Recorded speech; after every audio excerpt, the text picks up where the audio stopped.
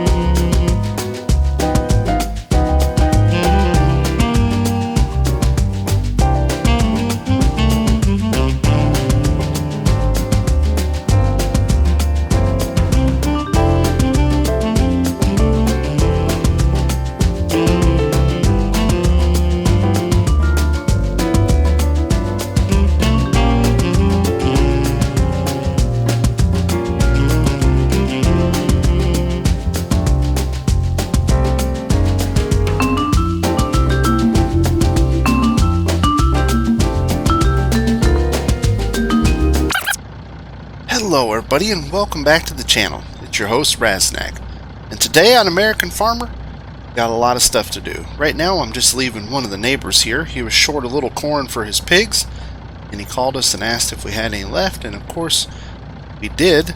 So I just finished dropping off a load to him. We're also going to be looking at some tillage, taking care of getting the fields prepped for planting, and also be looking at demoing a new piece of equipment.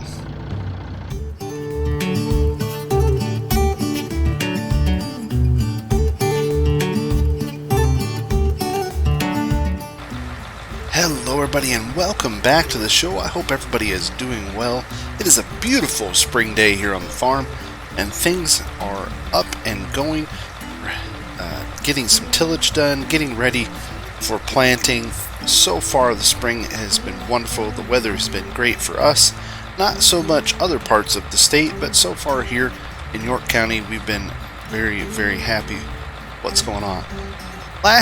In the last episode we talked about soil additives, chemistry, and things we do to help our soil for growing crops. Today we're going to talk about tillage. Now with tillage, there are just as many opinions and ways of doing things as they are with soil additives. Every farm has to do what's right for them and what works for them to increase their yields. So the way that we do things may not be the way that everyone else does things, and there really isn't a best way of doing it other than what gives you consistent yields that you're happy with. Just right here, putting in some Go Juice in the 8970, and kind of give you an example of what we use for tillage. We do what's called a vertical tillage, or kind of disc. There's actually two different kinds of discs. We use these discs here, or what you could call coulters. I've heard them called both things, and they're a vertical disc. And what they do is they break up the topsoil and kind of work in a little bit of the residue, but mainly leave most of the residue from the previous harvest on the field, and that helps with soil erosion. It also helps with, they also call this mulching. I've heard it called that before too, so there's a few different ways of doing things. We use a vertical tillage system. Eventually we would like to get to what's called a strip tillage system, where you just till the areas where you'll be directly planting. We just haven't got into that. Apparently a lot of farmers are very successful in this area with the strip till. Of course, everything has its positives and negatives. There's all different kinds of options. A lot of people have heard of the term plowing, and plowing is in this area it's not really done very much, but what it is it turns the soil over. So plowing is a very deep way of preparing your soil. It kind of scoops the ground and flips it over. It works very well for very poor drainage soils, but usually it's very labor intensive because you have to plow and then you have to smooth, and it's also very bad for soil erosion, a lot of high moisture loss, It's very high in fuel and labor costs, and it's not very effective with our soils. Now, some places it may be effective. You also have what's called chisel plowing. Again, it's more of a deeper form of plowing. It has chisels or shanks or plows. They have all different names on an implement, and that kind of digs in deep. And again, it works well for poorly drained soil. There's a little bit of soil erosion with that one too, but it's closer to plowing. Then you have kind of disc, which is what we do, and I talked about. One of the bad parts about what we do is you have to make sure that the ground is fairly dry before we do vertical tillage, otherwise we can cause some pretty nasty soil compaction problems, and then our seeds have a real problem grabbing hold with roots and emerging because of the soil compaction. So we have to wait until it is dry enough so that it'll work. Jump in the 8970 and move it kind of out of the way here. Get it cut off. But that's what we're doing today. We'll be looking at some tillage. And like I said, there's other tillage options. There's strip till, and then there's of course no-till, which is what the government and conservationists want all farmers to use. But what they don't talk about with no-till is the reliance on herbicides, because you have to get rid of that previous year's growth or weed growth. And to do that, let's get this lowered out. I'm going to come out here and grease these fittings, take care of all that stuff. Taken care of. But you can kind of see these are all Salfords. You can see these discs or coulters, and they're in a straight vertical. They're not offset. There are some disc options that have offset, and they turn the soil more than this does. This just kind of cuts into the soil, kind of loosens it up, where those other ones where they're offset, they kind of turn the soil. But back to what I was saying about no-till. No-till has its advantages. Of course, you don't have to have tillage implements. You don't have to pay fuel to pull them around. It's also very good for soil erosion. You don't have much soil erosion. But it's very, very heavily dependent on a herbicide and also ground cover control. And if you lose control of it, you can have some pretty bad yields. We tried no-till in one of our fields west of here, and if you remember last year, we did not have very good yields on the no-till with soybeans, but that was kind of our first year doing it.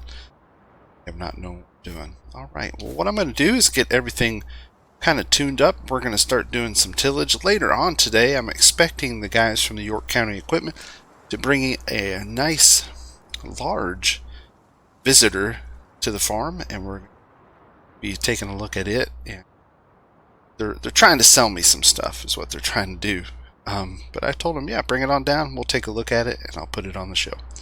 Alright, talk to you in just a little bit.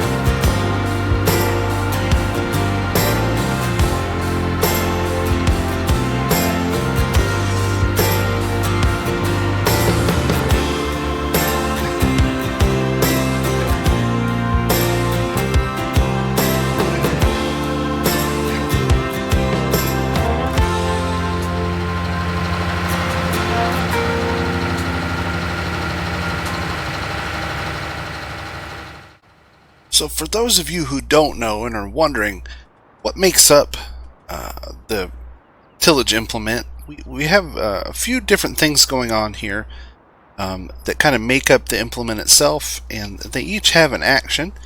Of course, we have the frame, which is the big metal chunk that everything attached to.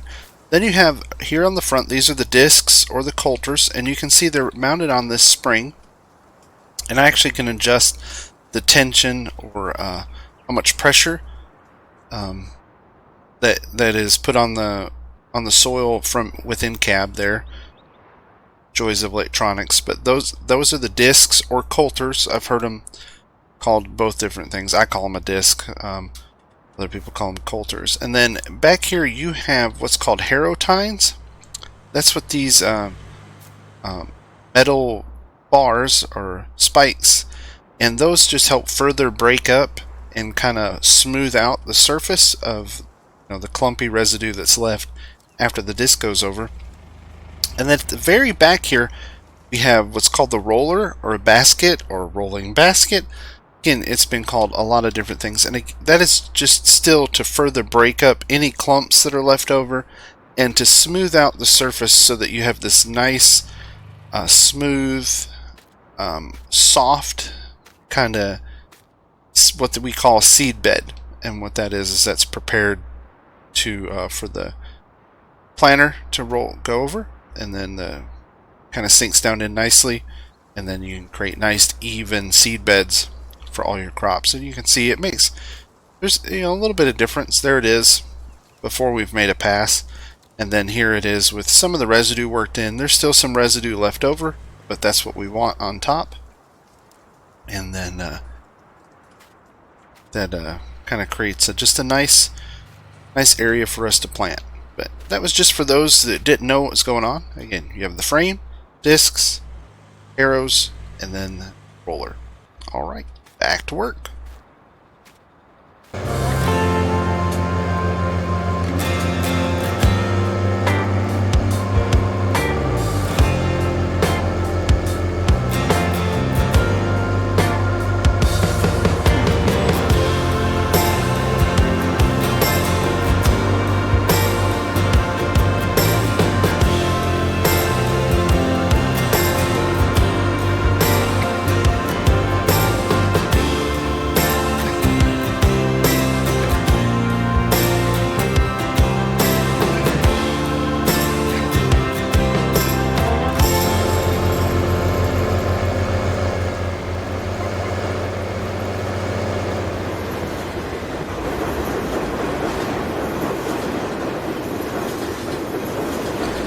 There's one of our many trains that comes through. That's a long one. You can see it's stretched way off into the horizon there. It's one of our longer trains. It's one of my favorite things about farming here is trains come through, which is one of my favorite things about living here. I love the trains. Truly do. See you later, train.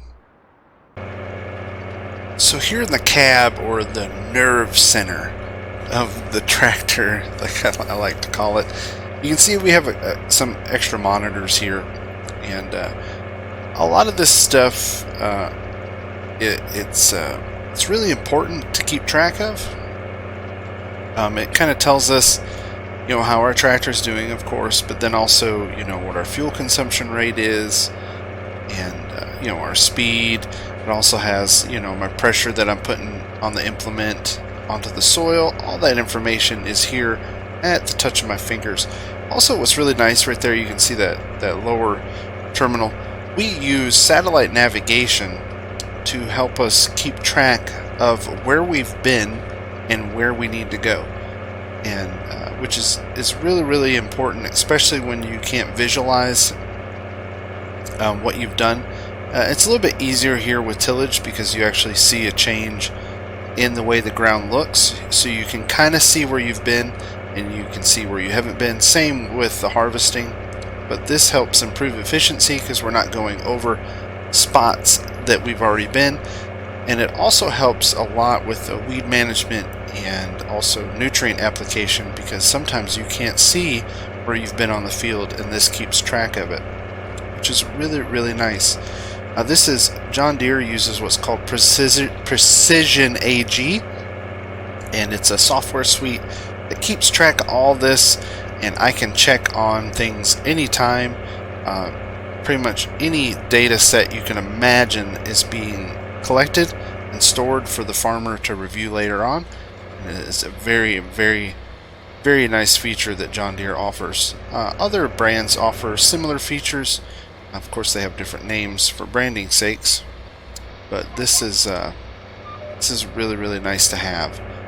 Example, like we're burning right around 45 gallons per hour right now.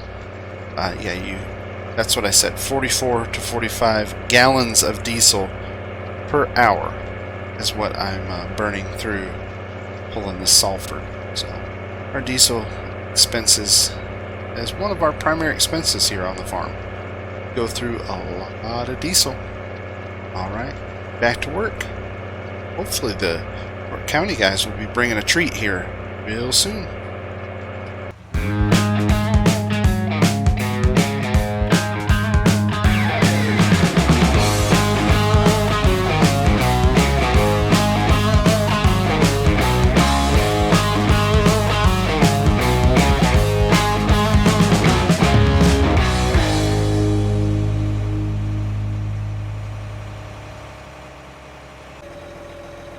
Ta-da! Here it is, folks!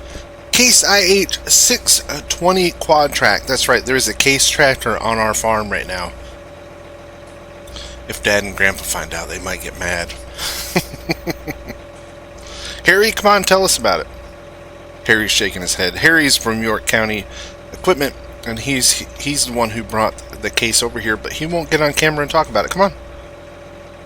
Okay, he's just shaking his head, saying no. He gave me this little card of information.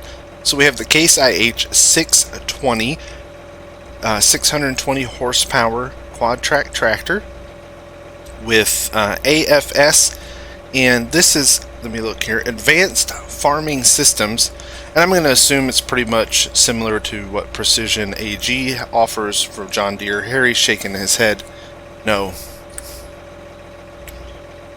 but I'm pretty sure it is. He's still shaking his head no because he'll get in trouble if he agrees with me. So I'm sure AFS is Advanced Farming System. It's probably the software suite that manages the tractor and helps the farmer with efficiency, so forth. Very similar to what Precision AG is. It's a tough word for me to say. Alright, we have attached here, this is a Bedner. Should be a model number here somewhere. Walk around the tractor, you can kind of take a look at it. Beautiful tractor. Now I only have this for the afternoon, and I'd say it's just so they can get it on television. Yep, Harry's shaking his head yes. Bedner Swifter SM18000. I don't know much about Bedner, but I can tell this is not a disc. This is more of a chisel plow. You can see the tines there with the plows, or the shanks. There, it's a little more aggressive tillage tool than we normally use, and then of course the dual baskets. That looks like a smoothing bar on the back. Yep, that's what that is. Nice setup. Again, a little different than what we're used to, but I'll definitely try it out for the afternoon and take a look at it and see. Like I said, it's a pretty aggressive tillage tool, more than what we usually use, but it should do the trick, and I'm curious to see how it looks. We're going to take it out here in the cornfield and put it to work. Oh, he's telling me, okay, Fargo, North Dakota. These are built in Fargo, North Dakota. So American made. Go America! Let's get it out in the field.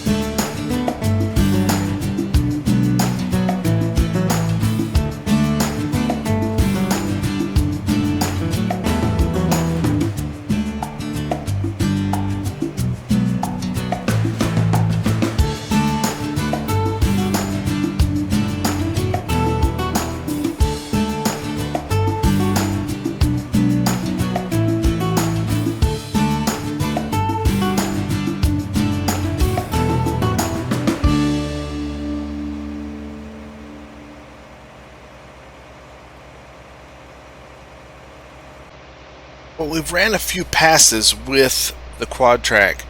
Some positives and negatives. Positives, this thing's very smooth riding, very comfortable, a nice spacious cab. The seat's really nice. Air ride is very nice.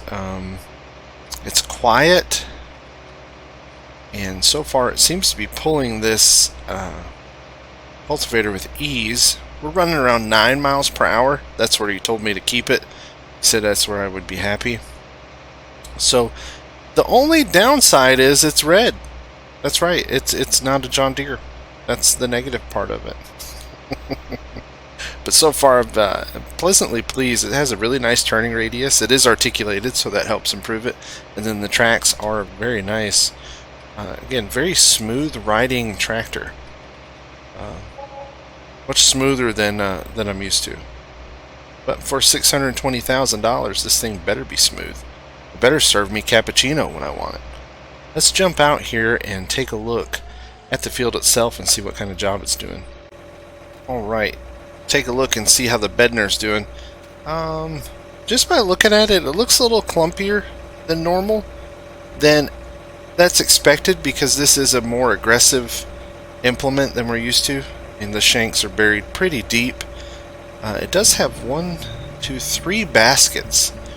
So it is creating, it's breaking up the clumps as best it can, but then again, it may just be the soil type, but it is working very nice. I think you'd be able to plant in this. It wouldn't need another pass. It's with our planters it would work, but again, it's throwing up quite a bit more residue than I'm used to, but not a bad deal. And the best part about it is it's free. I'm not paying a dime for this. Thank you, York County Equipment. Alright, let's jump back in here and get to work. Try to get some of this knocked out. Like I said, we have this for a couple hours, so we'll put it to use. My dad and brother are running the other tractors. Get to work. I really hope you've enjoyed today's episode. I had a lot of fun making it. I wanted to say thank you to York County Equipment for bringing the quad track down. You can see it way off there in the distance. I actually switched out with my brother Mike. Dad's still in the 8970 there, and I'm putting some Go Juice here in the 8400, and all 3 of us are going to tackle the field here just north of the farm and try to get our tillage knocked out for the year. So yeah, tillage 2020 is coming to an end. And with that is the end of today's episode. Tune in next time because we're going to be doing some planting. We actually kind of changed up our planting schedule this year. We're going to be doing corn, soybeans, and a little canola. And I'll explain that in the next episode. Alright, until next time everybody, stay safe. Thanks for watching. See you on the farm.